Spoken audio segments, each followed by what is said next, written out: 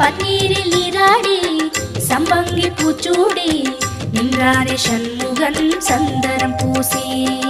ஓம் சரவண குஹ சரவண ஓம் சரவண குஹ சரவண. பன்னீரில் நீராடி சம்பங்கி பூச்சூடி நின்றாரே சண்முகன் சந்தனம் பூசி. தங்கரதமாடி வரும் வள்ளல் முகம் கோடி பெறும்.